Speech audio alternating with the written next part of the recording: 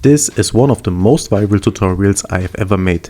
It received over 30 million views on Instagram and more than 5 million views on TikTok. In this video I will show you how I created this animation in Canva so you can recreate it.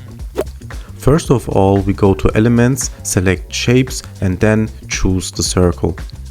Now I drag it slightly to the left, enlarge it and change its color. I am choosing a dark shade of pink here. Now I move it to the bottom left corner and place it right here. Now I'll place this pink Stanley Cup in the center and the blue one right next to it on the left.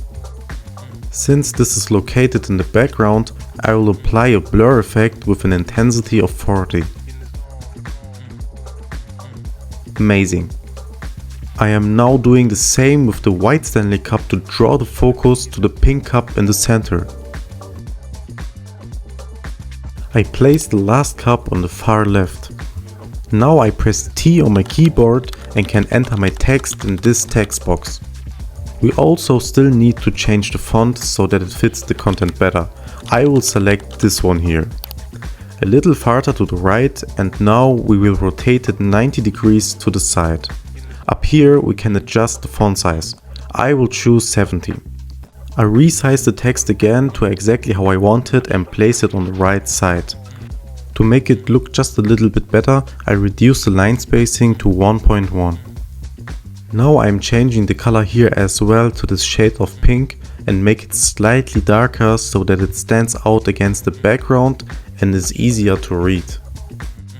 Now I move my cursor over the first page and click here on Duplicate Page. I slide the pink Stanley Cup off to the right and rotate the blue cup into the center. It is important that we remove the blur effect here so that it remains in focus. This trick is going to look really cool later on. I also adjust the size of the white and green cup and shift it slightly further to the right. To ensure our page looks consistent with the blue cup, I will go back into the color menu and change the background color to a light blue. Similarly, I will change the color of the circle to blue, thus slightly darker. This time I'll have our text box slide down out of view and replace it with this new text box.